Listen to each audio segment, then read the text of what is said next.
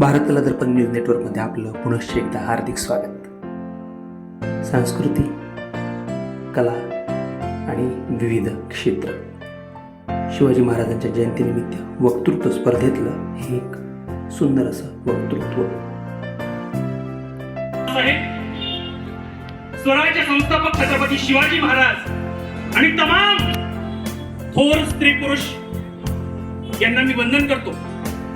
उच्चार, विचार आणि व्यवहाराला ज्यांनी ताकद दिली, सक्षम बनवलं, त्या माझ्या माता पित्यांना मी वंदन करतो, गुरूंना वंदन करतो. आणि आज उपस्थित सर्व मान्यवर, परीक्षक गण आणि तुम्ही सर्व माझे आवडते श्रोते. येतील वादळे, खेटेल तुफान, येतील वादळे, खेटेल तुफान, तरी चालतो वाट. अडथळ्यांना भिवून अडखळणे या पावलांना पसंत नाही. भिजलो आज जरी मी, हा माझा अंत नाही. पेटेन उद्या नव्याने, हे सामर्थ्य नाशवंत नाही. सुरेख फडांच्या या सुंदर ओळी आणि तेवढ्या सामर्थ्य देणाऱ्या या सुवर्ण ओळींच्या माध्यमातून मी आशिष हाडके आज या मंचावर माझे विचार प्रकट करण्याचा प्रयत्न करतोय. आणि माझा विषय आहे अति भावनिक विषय, जाणीवीचा विषय आहे, आणि तो आहे शिवछत्रपतींचं स्त्री विषयक धोरण, ती भूमिका, तो दृष्टिकोन.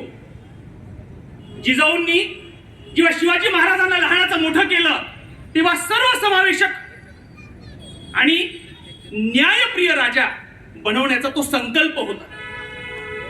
आणि म्हणूनच जिजाऊच्या संस्कारांपासून ते बहुजनांच्या उद्धारापर्यंत आणि शत्रूंच्या लढायांपासून तर सज्जनांच्या उद्धारापर्यंत शिवाजी महाराज चराचरात इतिहासाच्या पानापानावर जनमानसांच्या मनामनात राज्य करतात.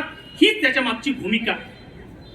मग स्त्री हा विषय जर थोडासा भूतकाळात आपण डोकावून बघितलं तर 17व्या-18व्या शतकामध्ये अत्याचार, अन्याय आणि गुलामगिरीमध्ये जखडली गेलेली ही स्त्री, ज्यावेळी सरंजामशाही होती, ज्यावेळी निजामशाही होती, कुतुबशाही होती आणि आदिलशाहीच्या, देशमुखीच्या वातावरणामध्ये फक्त आणि फक्त धर्मांध सत्तेच्या त्या प्रभावी व्यक्तिमत्वाखाली कुठेतरी तेच सत्य आहे असं जाणून ती स्त्री प्रत्येक कार्य करत होती.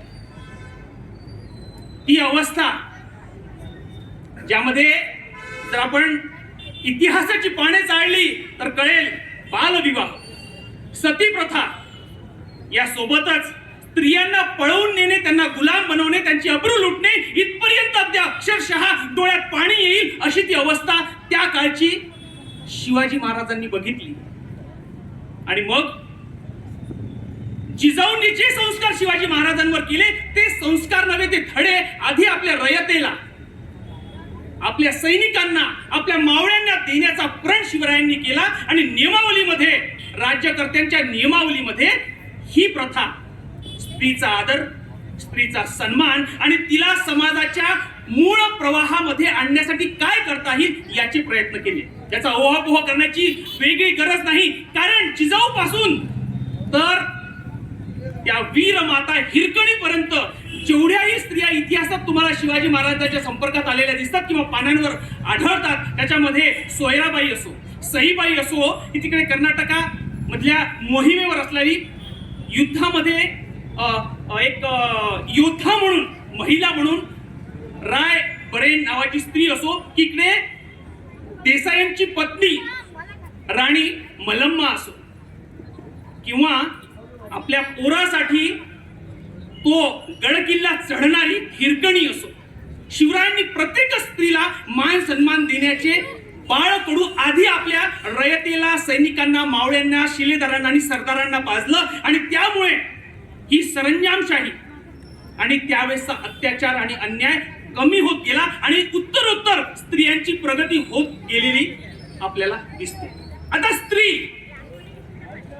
शिवरायांनी स्त्रीला कशा प्रकारे लक्षात घेतलं त्यावरून त्यांचं चरित्र आपल्याला कळतं.